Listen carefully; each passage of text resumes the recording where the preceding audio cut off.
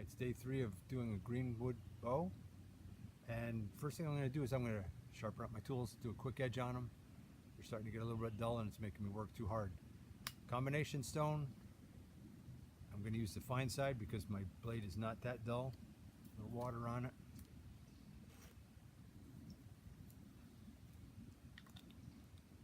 Water's to float the metal particles off to keep it from plugging up my stone.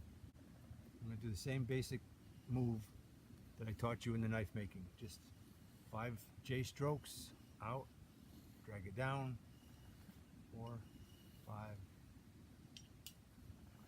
1, 2, 3, 4, 5. Till I get my edge back. Then I'm going to do a lighter touch because I did not bring the razor hone with me. So by doing a lighter touch, the grit will not abrade it so much. And I'll end up with that razor's edge again.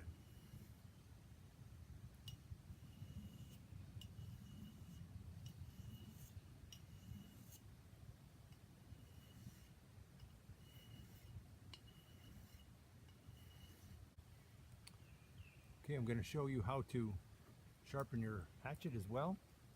Same basic technique as we were doing, a little water on the stone. Once you take the sheath off your hatchet, put it where you're going to know where it is, either right next to you or put it in your pocket, because this is real easy to lose in the woods. And this is as sharp as a knife, so I don't want to not have a sheath on this one. It's not in use. Okay, what I'm going to do is, in this case, the hatchet stays stationary and the stone does the work. It's the same basic, it's more of a circular, but it's still a J stroke. It's still your basic J stroke. It's a little bit more circular on this. On day 3, my tools have to be very sharp because I want to eliminate as much chattering as I possibly can. I'm just touching these edges up, so I got a razor sharp edge again. Okay, this is the back of my bow. This is a close-up, and as you can see, right here, right there is one of the annual rings. There's another one right here, and there's another one right here. What I've done is I haven't scraped as much in this part, so this ring is going to have to be scraped. It has to be scraped more here to bring these rings closer to the tip. I want them within 4 or 5 inches of the tip. So here's my tip right here. And so we got a ring here, a ring here, a ring here, and a ring here. So this has to be scraped up to this ring right here. So there'll be more scraping in this part to bring them all to that one ring like I talked about. Day 3 is the day that your bow begins to look like a bow instead of a stick of wood that's getting flattened. So the first thing that has to happen is the back of my bow, the side that faces away from me when I'm drawing it. This has to be, I'm going to bring this down to 1 annual ring, and it's the same technique as I was doing before. Just sit on the bow and start scraping it. And today the wood is much harder. You're not going to get as many long curls as you did now. There's still curls and fuzzes up, but you're not getting the same effect as you did yesterday. Yesterday was your day to take off the wood quickly. The more fire you put to it, the quicker it dries. And that's what the game is about. That's how we're able to shoot a green wood bow in 4 days, is because we're quick drying it. Okay, what I've done is I've scraped the back of it, taken it down. The belly I haven't touched yet. It's still dark. I'll give you a close-up of that. I brought this down to 1 ring in the center, all the way down to the handle. I have my handle marked again. This is the bottom limb right here. Top limb is right here. And there's that funky little knot. What I've done is I've taken a little bit of that edge off the side, just ran my knife down, and then I'm going to scrape it, finish it off, smooth it up so that there's no splinters there. Tomorrow when I start tillering this, the bow has to be no tool marks. So all the tool marks that are in here, I've got most of them out the back. It's going to get lightly sanded. Make sure, and when it gets smoked today, all of the, run through the fire to dry, all of the little tool marks, chatter marks will show up, so I'll know right where to sand tomorrow, whatever spots are prominent. When I bend the bow, it's you can feel it still, it wants to spring back, but I can still feel it's sluggish, there's moisture in it. So what I'm looking to do is I'm going to get this thinned out to a consistent thickness to what about I'm going to figure is between 40 and 50 pounds, closer to 40 pounds. I can shoot a 50-pound bow, no problem, but you can kill anything on the North American continent with 40 pounds, and 40 pounds is, for me, is very comfortable to shoot. 50 pounds, I'm 63. It's works a little bit on my fingers. My fingers are sore the next day. Is for me is the back side is finished all the way down. I've scraped this. I've taken in the edges on the side, and I will later today I will taper in the tips. Right now, what I have on this is, if you look down it, there's a little bit of a banana in it. So when I start drying this over the fire, I will heat it up, and I will demonstrate how to use fire to straighten it back out. A lot of times when you're using wet wood, or even if you're using seasoned wood, when you start thinning it out, it will start to twist or to turn it to a banana. That's my next step, is I'm going to work on the belly side and then taper this in. I'm going to get this belly to a consistent thickness to what I figure it's too thick right now. I got to probably take 1/8 of an inch off, so it will be close to what I want it to be tomorrow. Okay, what we have is I've scraped the back of the bow, both limbs. I've marked where my handle is right here. I've got this down to one ring right to the center, and one ring runs right up the center here. And I'm going to sand. There will be no tool marks in this tomorrow when we start bending the bow. If there's tool marks, it makes a weak spot where the bow can lift and crack. Okay, what I have here is my handles marked out, and I start from this end and I begin making little. You can use your knife. If you have your hatchet real sharp and you're able to control it, you can use your hatchet. You're only going halfway into your handle, then you come in from the other direction and break those chips out. If you keep on going, you'll end up with a big chip coming out. So you want to go both directions to the center of your handle and the other way. I'm thinning this handle down so it's not a big block in my hand, okay? Here's the technique. I've already done it this direction. I'm going to take this, and it's very light, just getting it to catch in and curl down. It's going to meet the other ones. Lift them right out. One more time. Not big swings, just little taps. I'm doing this instead of a knife. It's much easier to do. You can use your knife, no problem. Knife works just as well. It's just that it takes a little bit longer.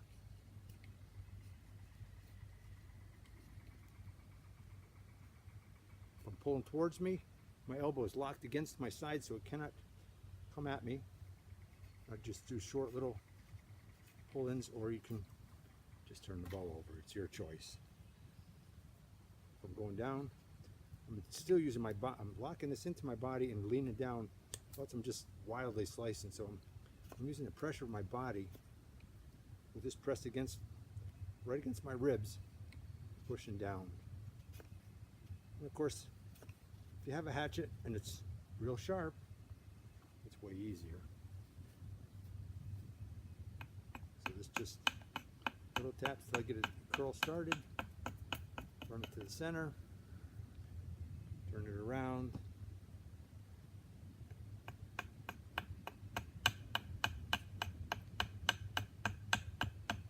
And it's a little slicing motion. I'm not just trying to wedge the wood off, I'm slicing.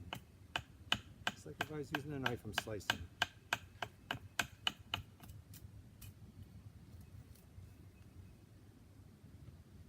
If one of them goes a little bit deep, just turn around and you come the other direction.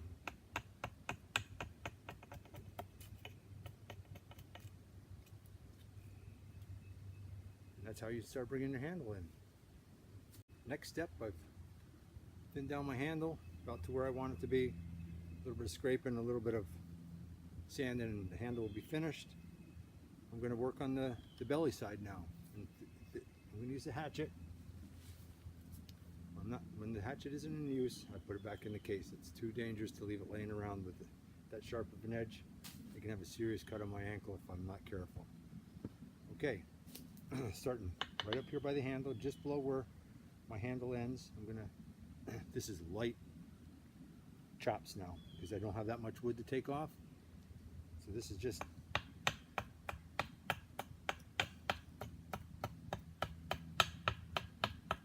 I'm only chopping in a tiny little bit. I don't want any major cuts. You can start scraping right here, but it's a lot of work.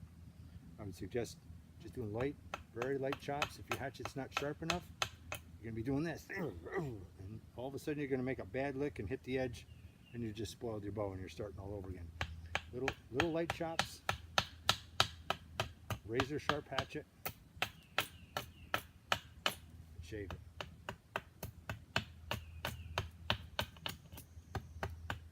If they start to dive, by dive I mean that the split starts going run down in, chop a little bit more below it and weaken it. You do not want to have divers right now.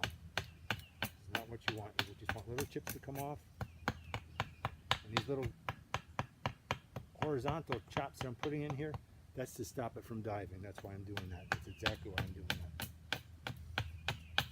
If I was scraping that, I just saved myself easy 5 minutes of scraping right there. So hatchet is a good tool. If you don't have the hatchet, you're just going to be scraping with your knife. Or if you have a draw knife, you can use a draw knife. It works. Draw knife, you can use 2 hands and you have more pressure. But your knife will work. Use what you have. This is about having a minimalist tool chest. See, as I'm chopping this, the whole bow is bouncing now because it's getting thinner. So that's why you start at the top and work your way down. If you start down here and work your way up, this whole part is thin, and boy, it's bouncing all over and you have no control. So you want to keep it as stiff as you can down here until you get down there. So I'm going to get this about to the thickness that I want before I move down. This is how you work at finishing the belly of your bow. My technique for little chops is the hatchet is on a little chops come in like so, and the shaving chops they're not flat like this, but they're on a just enough so I can get that hatchet to start catching. I'm not doing it in too deep or it's going to make it dive. If I make the hatchet too flat, it doesn't catch at all. So you want it just so it's starting to catch, and that's the technique. You got to get all the tool marks out as well. Just like when I scrape this, I'm going to have to get all the little hatchet marks out. Checking my edges all the time, making sure I'm not getting it too thin. End of day 3, you're going to make a small teepee fire, and you're going to dry your bow again, running it through the flames. Not a big fire, and you're going to hold your hands on it. So you can hold it for a count of 1, 2, 3, switch the sides. As the limbs warm up, if one limb is a little bit too hot for you to hold, wear a glove. You'll be able to hold it for 3 seconds, but you're going to be holding it for a while, shoving it back and forth through the flames. It's going to make it a little bit too warm for you to continue holding it. So I use my hat to hold it, but you can use a rag, you can use a glove, whatever you want. And let it cool in between. You're not looking to cook it, you're looking to dry it. So you run it through, let it cool off for 3 or 4 minutes, run it back through. But it's gonna be going through the flames, turn the bow over, other side, turn it for 1 hour. And you don't want to dry it any more than that. It's still got too much moisture in the center. And if you dry the outside too quickly and the center part doesn't get that moisture out, it'll make it split. So you don't want to over dry it. Tomorrow will be the big drying day because it'll have it overnight to normalize, and that moisture will begin to run to the rest of the bow. You're going to dry it 3 times tomorrow, and your bow will be ready to shoot the following day. You're just accelerating the drying process, and I'll see you tomorrow. It's the last day of making your bow, and you're on your way to understanding bow making. Thanks for watching.